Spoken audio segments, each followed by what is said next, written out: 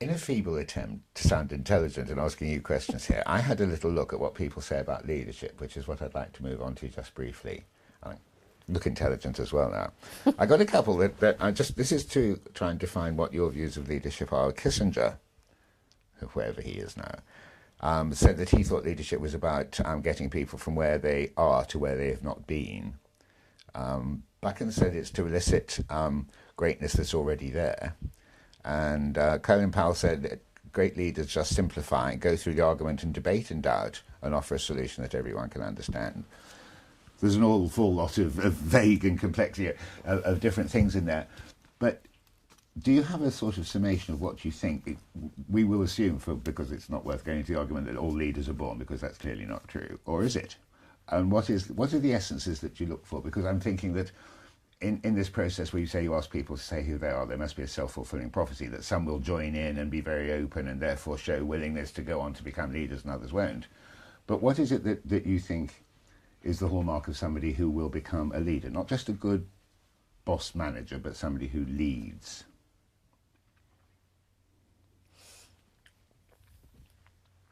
We have very simple statements, really, and Patch, I'd rather you didn't kick me too much in the neck. Patch has his own views on leadership. Yes, he obviously did. Yeah. He obviously thought I was about to say something he didn't agree with. The first thing I'd say is leadership is not about just developing self, it's about developing others. You can be great, you can be inspirational, you can get the troops to follow you, but unless you teach them how to do it themselves or allow them to do it for themselves, then there's going to be a bit of a problem when you disappear. So it's not just about being a great leader, it's about developing others. The other thing that I think probably gives an indication as to where I would see leadership being different is if you compare the way I view the difference between management and leadership. For me, outstanding managers drive people to perform at the highest level they're capable of. So they're pushing performance.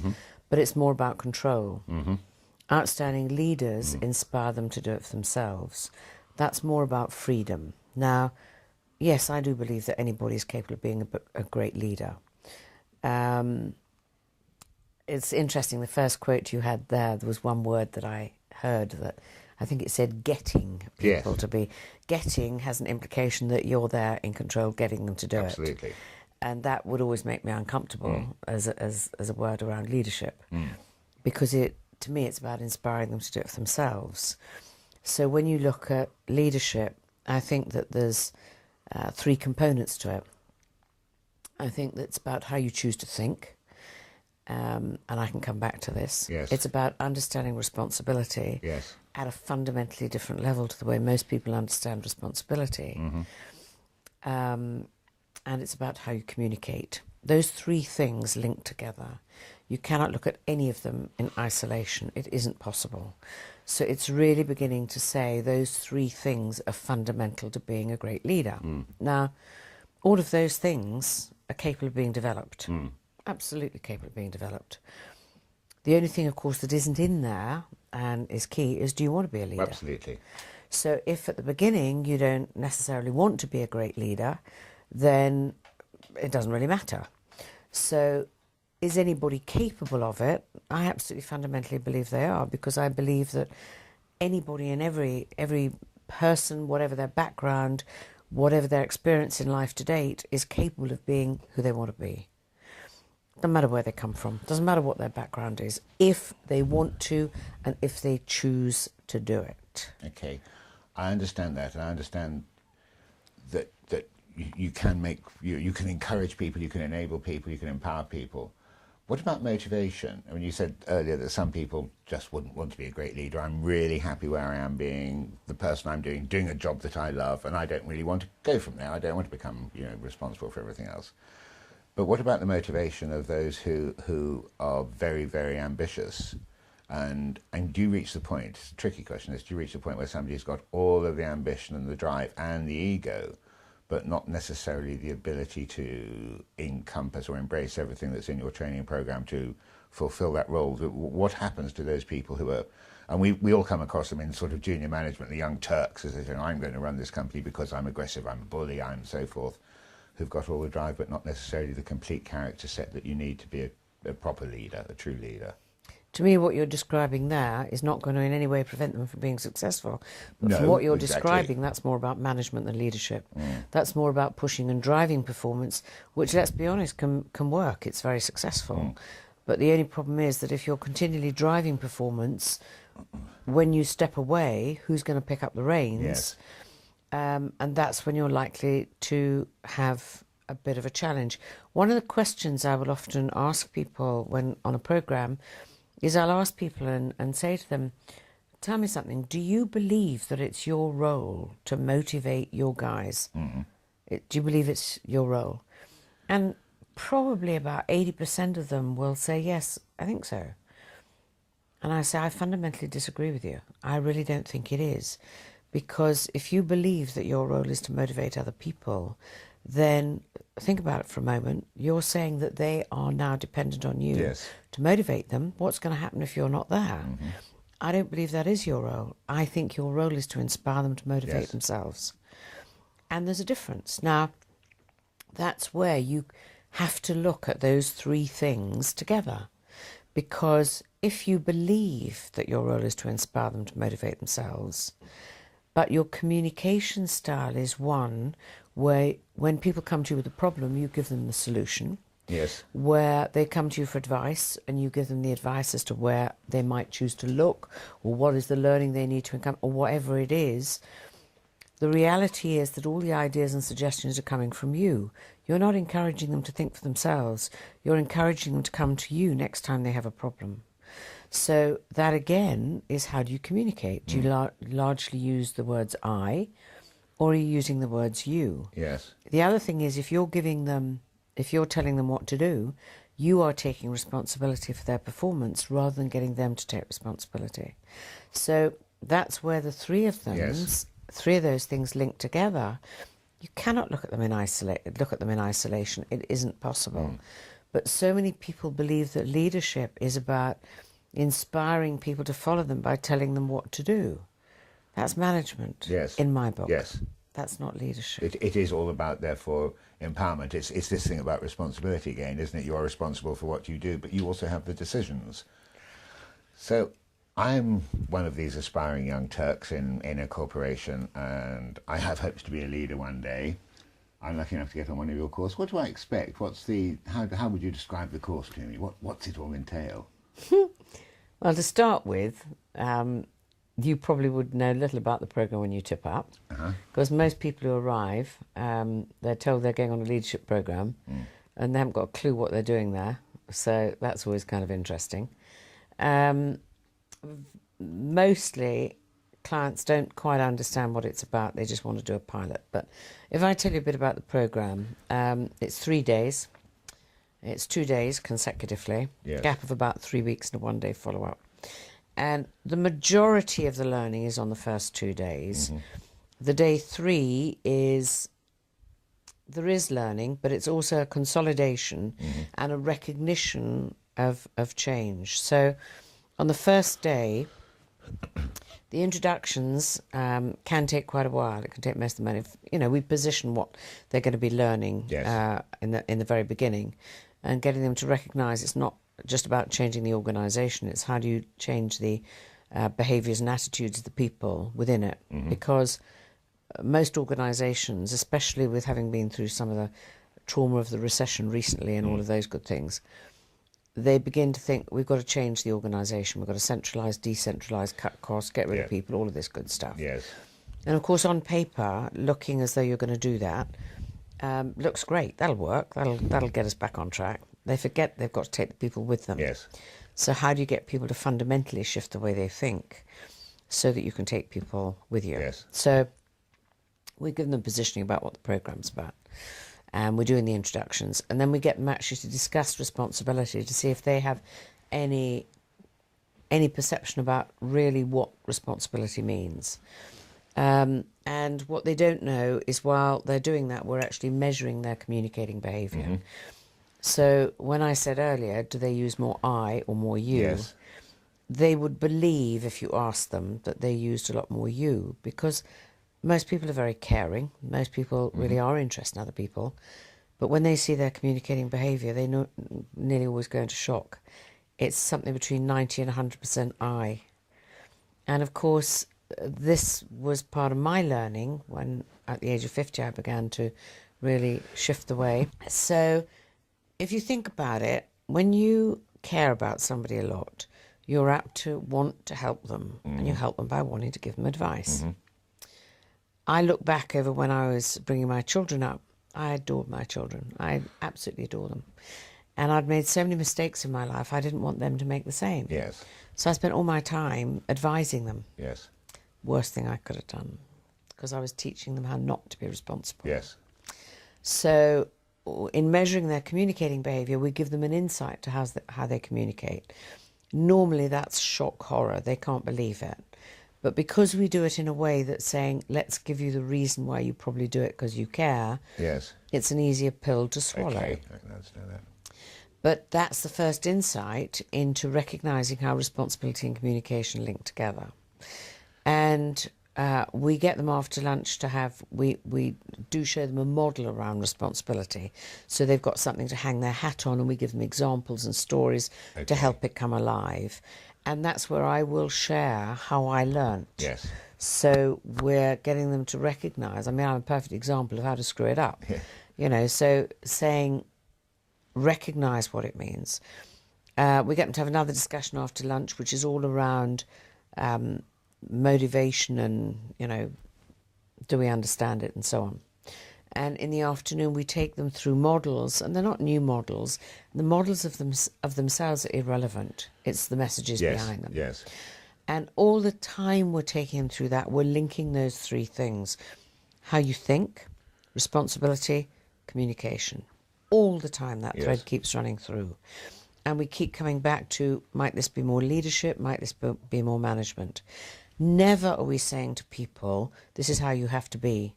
We're showing them thoughts and ideas, and they have the choice about whether they want to do something with it or not. And we do that until quite late in the afternoon. And early evening, we move on to taking it a bit further to say action's only as good as the thinking behind it. So if in any way your thinking is distorted or dysfunctional, then there's a high possibility you're going to make some pretty lousy decisions. Yes. And we then say, what do you need to have in place? And when you recognise what you need to have in place, we realise that the way we live our lives, we actually don't have it in place. So actually making decisions is something that maybe we could do things differently and enable ourselves to make rather higher quality decisions. What are the sort of things that we need in place that most people don't have? Just being listened to. being listened to. Because the minute somebody starts talking, saying, this is what I think I'll do, we leap in and start giving them advice as to how that you need to do it. The other thing, and this is why my thinking was so poor, that a lot of the time, one of the things we need to have in place is to actually feel valued, feel that we are okay. And yet, again, if we care about people, a lot of the time we want to tell them where they're getting things wrong so that they can focus on that, improve it and become better. Whereas the reality is, if I said to you, Tony, do you know, the way you ask me questions is so bloody brilliant. I'd be forced to agree. Which is absolutely... But you'd want to go on developing your indeed. questioning. Yeah. Rather than if I say, Tony, hang on a minute, you know, I really don't like the way you ask questions. What I get you to focus on is what is not good about you. The risk is you actually develop more of what's not good rather than what is good. Yeah. So it's getting people to recognise that sometimes the best will in the world, we're doing things in a way that's entirely not useful. So that would be an example. We then get wind up at the end of the day and we go around the room getting everybody to say something they really value and appreciate about the person next door to them. Yeah. They may have never met them before and they've only observed them during the day. Is beginning to recognise, A, how uncomfortable they find it to do it. Steady badge. I know, he's going to fall on the floor in a minute. Is, you know, that they don't find it comfortable, and that's a bit of a wake-up call. And how observant are they about noticing things that people do well and things they value about them. So that's an interesting exercise. And their homework is we get them to telephone somebody that evening and appreciate them. And that's fascinating, some of the things that happen. So the next morning you can guess that, you know, what we're getting them to do is give us feedback, what they took from the day before and how their homework went and what they learnt from it. And that's just fascinating, some of the insights that people get in doing that. We then basically, by examples, by stories, by reinforcing things, but in a slightly different way, we build on the things that we did the day before, and then we get them to do an exercise which is about what are the beliefs and behaviours that you're seeing in your own organisation. So what do you think are the beliefs that people have in your organisation? What are the behaviours you're seeing that tell you that's true? And getting them to recognise that you can't change somebody else's belief. All you can change is your own behaviour that may lead them towards having a different belief. So we basically then ask them, so what are you going to do differently to begin to impact the people you work with? It could be your colleagues, your team. And bear in mind, we get a lot of people coming on the programme who aren't necessarily in a business. Yeah. So they'd be thinking about something slightly different. The last thing we get them to do on that day is a vision for their life. A lot of people don't have a vision for their life, and they may be missing an opportunity there, and getting them to recognise the opportunity they may be missing. When they come back 3 weeks later, it's collecting everything that they've done differently. And the message that then comes through, that's probably one of the most important messages of all, is they may have seen some very significant changes. And the fascinating thing is a lot of them will have seen bigger changes at home than the workplace. And that is really interesting. And what we're able to demonstrate to them absolutely critically, this is probably the most important message of all, is they've gone back and in those intervening 3 weeks, they've focused on changing themselves, not changing other people. And in changing themselves, they've seen different results. That gives them the hard, absolute clear evidence that leadership is not about changing other people. Leadership is about changing me. It's interesting you say they take it home with them. This have presumably some interesting, because it is a totally cathartic experience that you're describing. You're unlocking people's ability to look at themselves and their lives and their circumstances and how they influence those. So presumably that then goes beyond the workplace as well. Oh, way beyond the workplace. I mean, some of the things that give me the biggest buzz of all is when somebody comes back and says, "Do you know, I don't quite get what's happened, but my little 2-year-old son is a pain in the butt, and normally he's on the naughty step 3-4 times a night. Since I've been on this programme, he's only been on it once in 3 weeks. What's happened?"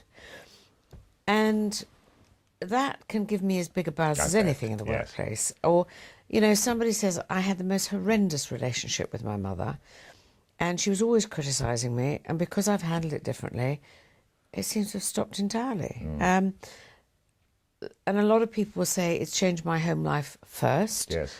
Or, you know, "It's changed me in such a way, and I see it coming over into the workplace." But if it changes your home life, it impacts how you behave at work anyway. Absolutely, yes.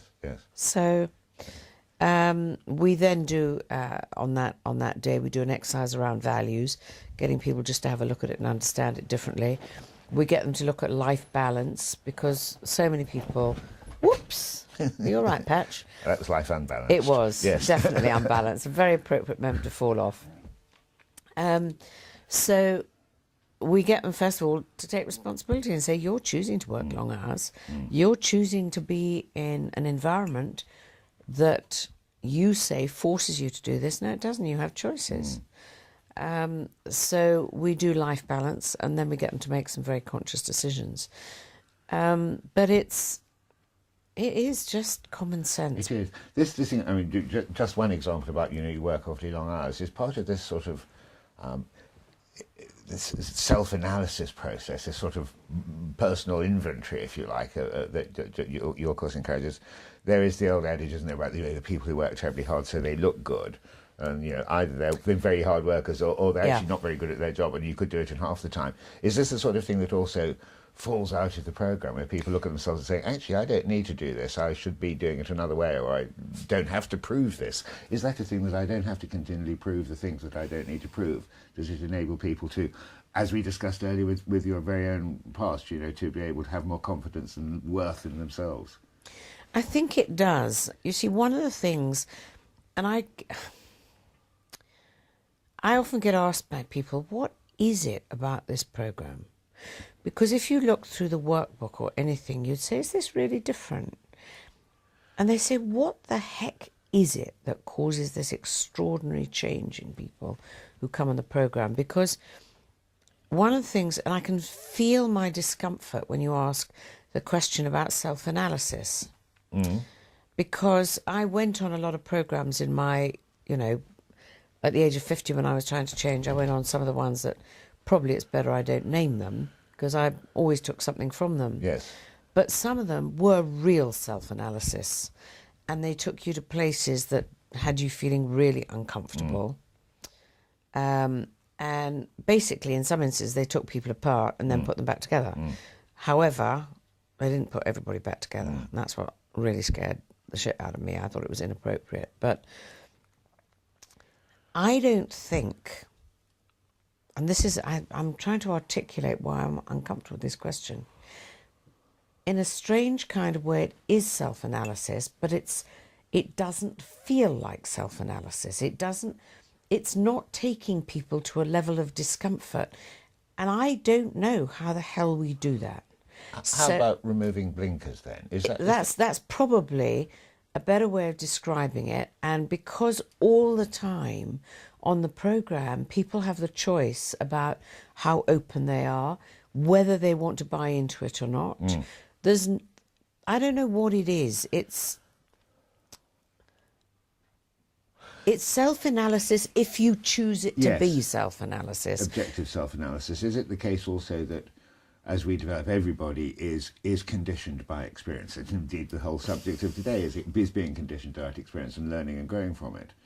Is it the case that also in my own history, I grew up with preconceptions because of the work that I did. This is how I have to be. This is how I should besport myself. This is how my reaction should be. This is how I should treat the public.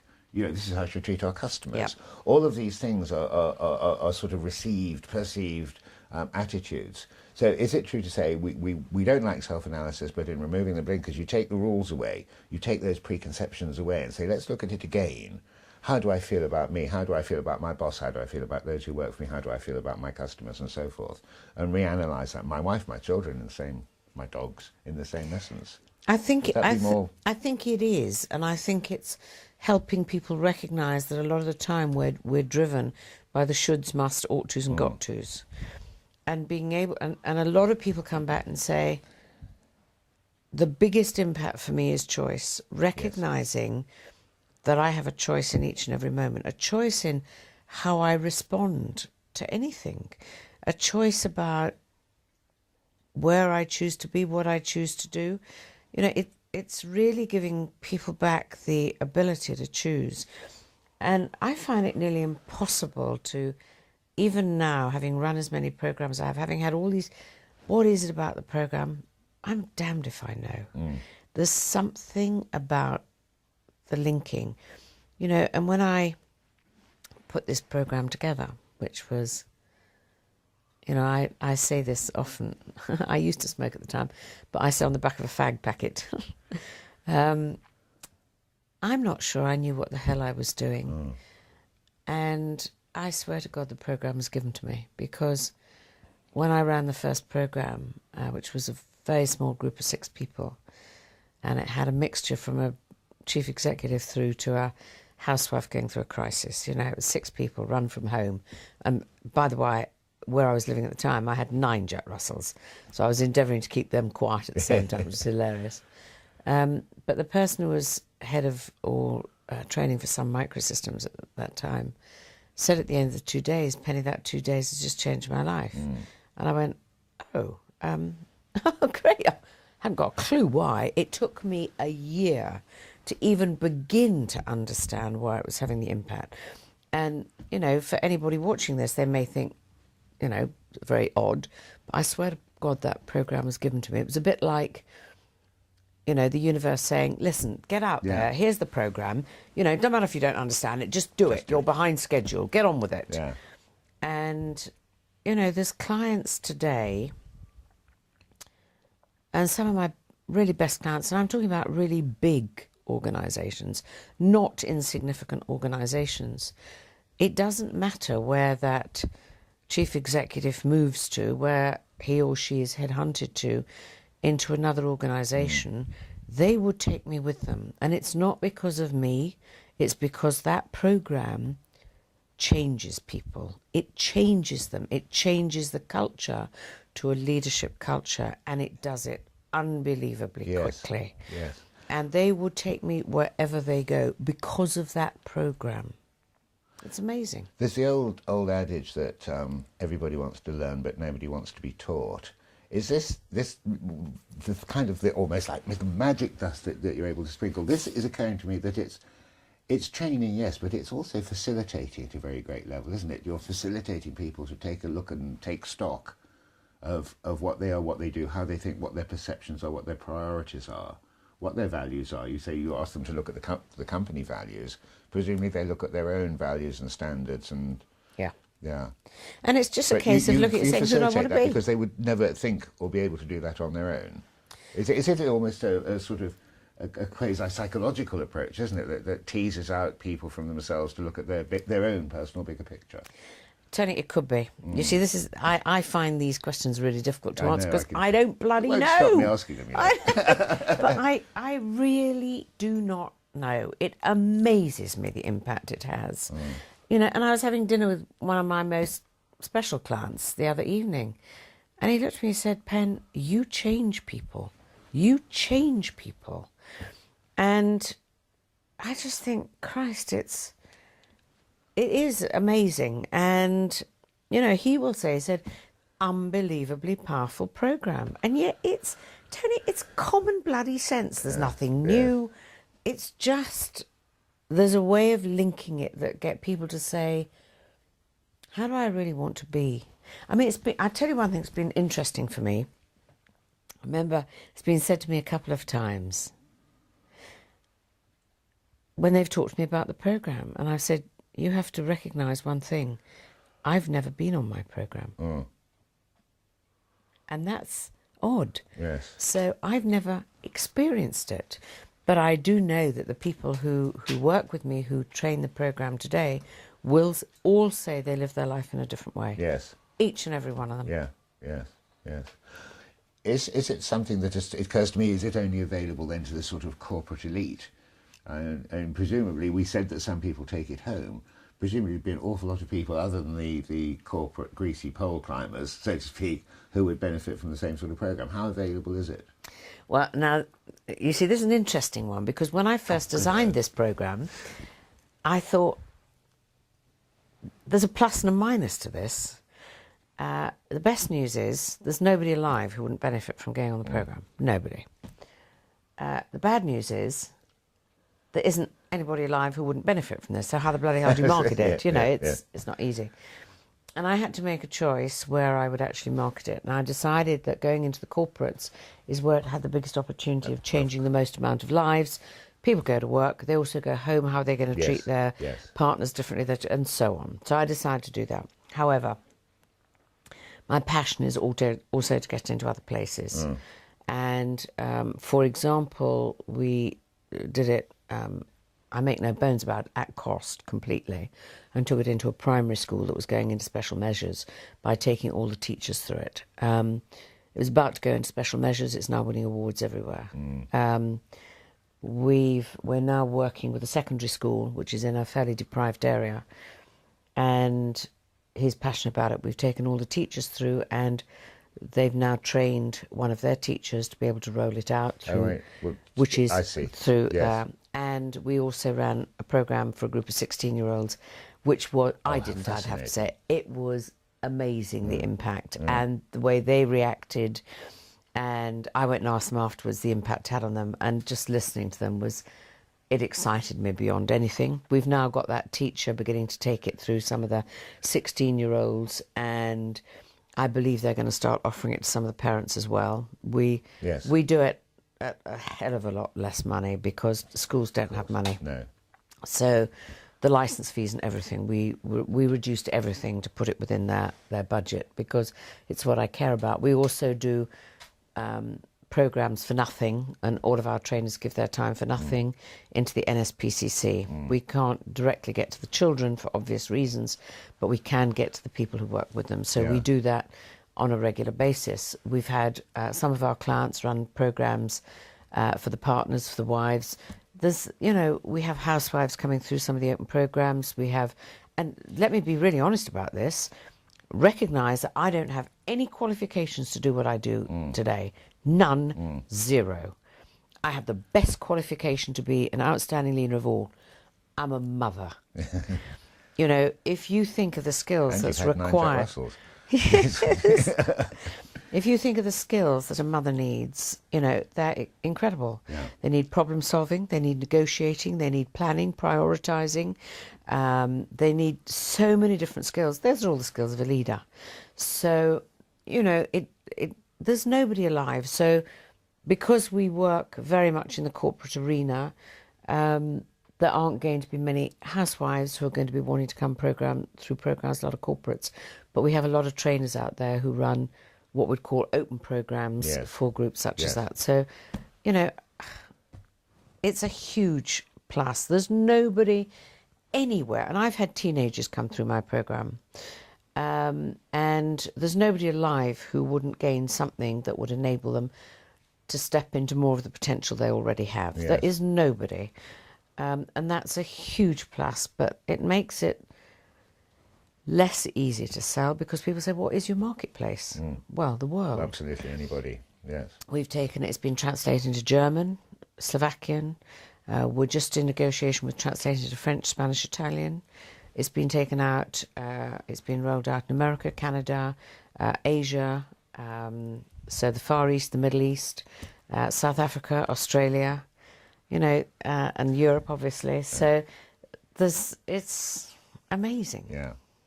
Amazing. I had a quick look at your list of clients, which reads like a who's who of international industry. But I'm getting the feeling that, firstly, you said earlier that a lot of your clients sort of go with you. So there's presumably...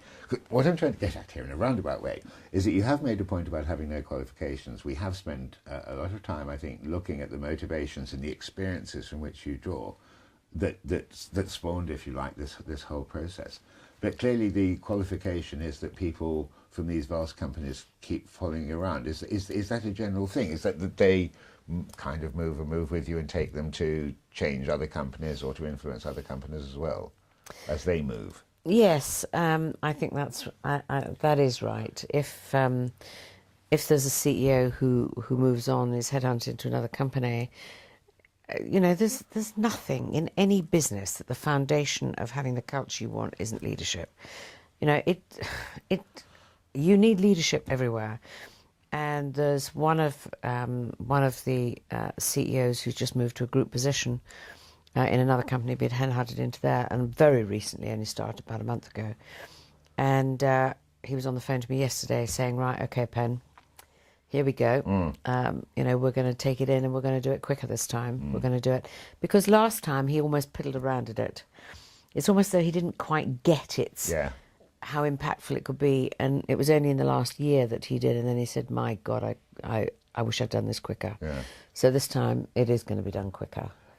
And we have spent a lot of time talking about leadership because but I'm getting the feeling, you said earlier, who could benefit from this? Everybody, that both being the problem both ways around. How does it indeed? And if so, how does it cascade down through the business? So, if I'm just a young intern in this vast corporation with great aspirations for the future, is the training available at that lower level for me? How do I sort of start learning the essences of what the course offers, the program offers? Well, if you get somebody like one of the clients we're working with now, which is actually in America and Canada, he decided he wanted to start at the top, and which is the place ideally you start. So what he did was he was a bit stropped about it and said, Penny, I know you might be standing back, but I want you personally to do me, my team, and the president's team. So I said, yeah, okay. So I did. But then we took it, I think, through the top 250 people with our trainers doing it. Now, bear in mind, one of the messages we're teaching is responsibility. Yes. So it would be entirely inappropriate if we then said, we'll go on training your people, because it's saying, we're teaching responsibility, but give us responsibility, which is entirely inappropriate. Yes. It means we get wealthy and send a message goes right against what we're teaching. Yes. So what we then do is we will train people within that organisation how to deliver the programme, and then they will deliver it under licence to us. And the 3-day programme looks an easy programme to run. It actually isn't terribly easy, and it takes 10 days to learn how to run it.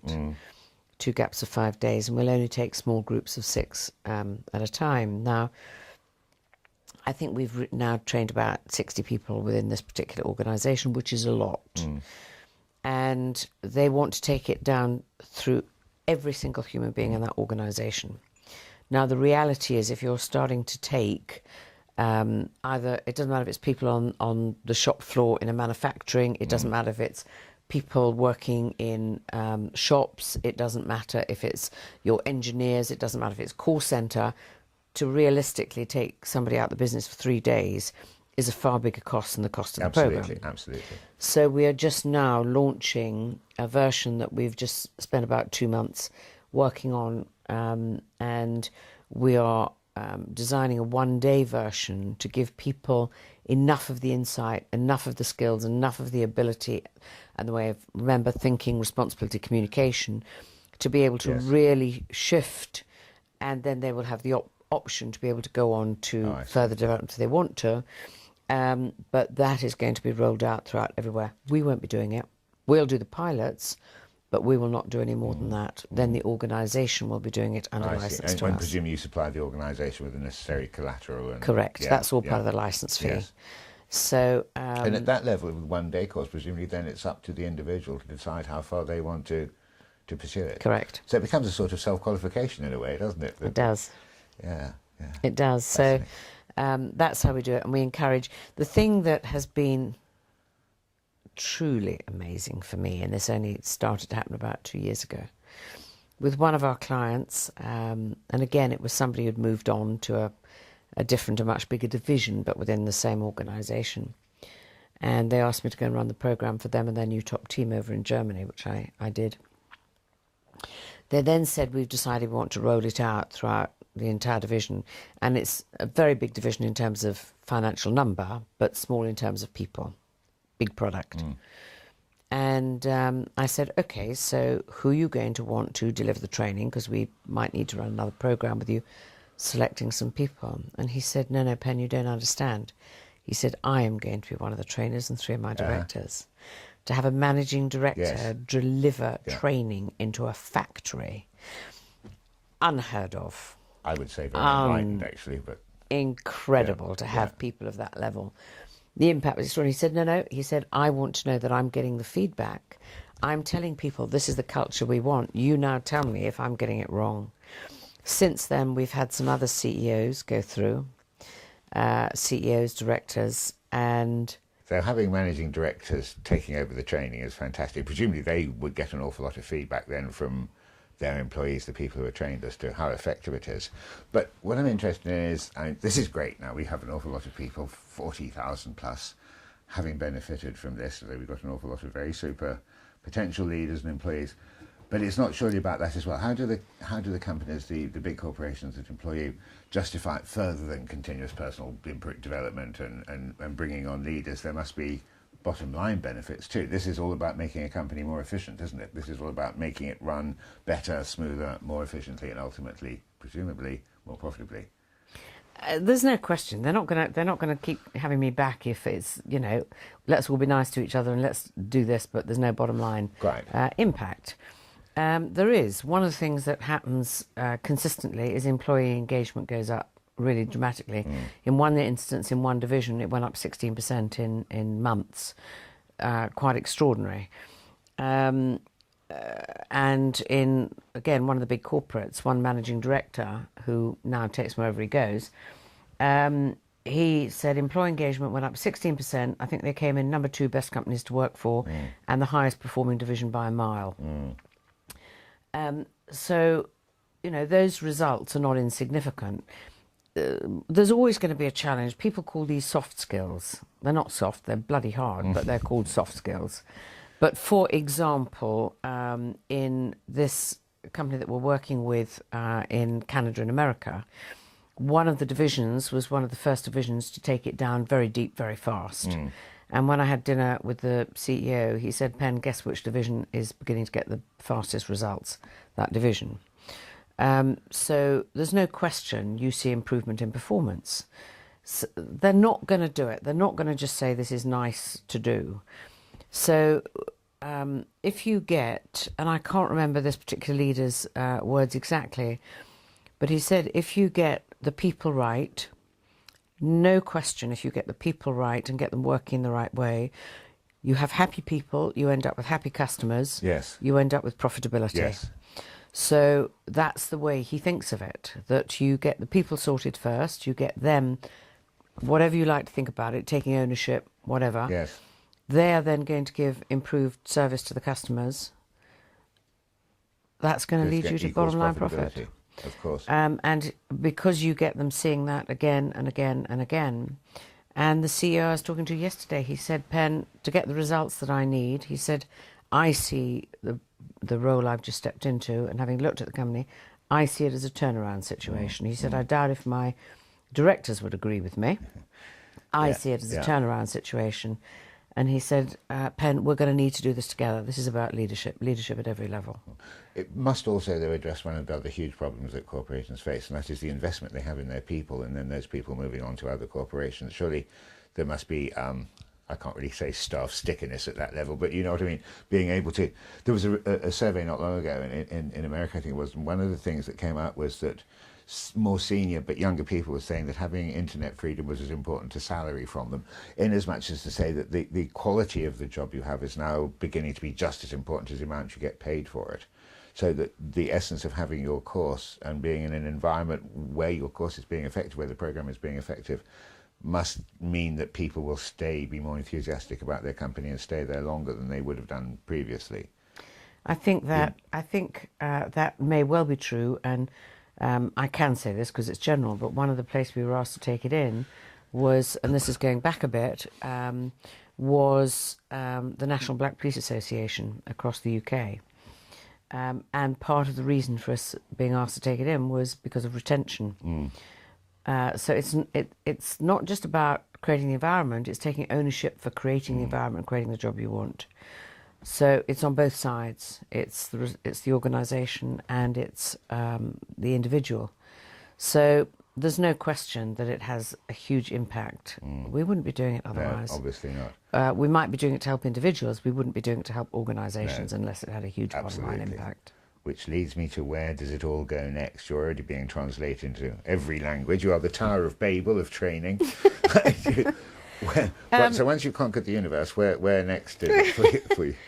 I mean, I always said, and I used to be really nervous about saying this, I thought, you can imagine the not good enough kicked in again. Yes. I just want to change the thinking of the world. I suppose one of the things that I don't say very often, I get really pissed off when I look at the politics and things. And I hear the word responsibility being chanted around again and again and again. Oh, we need to get people to take responsibility. And the government don't even understand responsibility. You know, David Cameron talks about it a lot. But he doesn't understand it because they keep putting in more and more processes and systems, thinking that they'll drive people to perform differently or behave differently. Well, those very systems are saying, we don't think you're responsible enough to do it for yourself. So I suppose given a chance, I wouldn't, you know, I probably would love to be able to try and get somewhere into politics and say, for God's sake, it scares the hell out of me. In this country, we are teaching people how to be less and less responsible. Absolutely. And I think it's tragic. If you know, one of the things that I'd love to do is get further into schools. Why they don't teach this to young people before they leave school is completely beyond my comprehension, because I think it's fundamental. I think they need to be teaching people. They're not doing it. So there's a lot of places. There's a lot of places to go yet. To go. Which I suppose means we ought to let you get on with your work. Penny, it's been a real pleasure, and thank you for having us and the cameras, and thank the dogs too for being so hospitable. And we wish you all the best for the future. Tony, thank you very much indeed. It's been a delight. Thank you.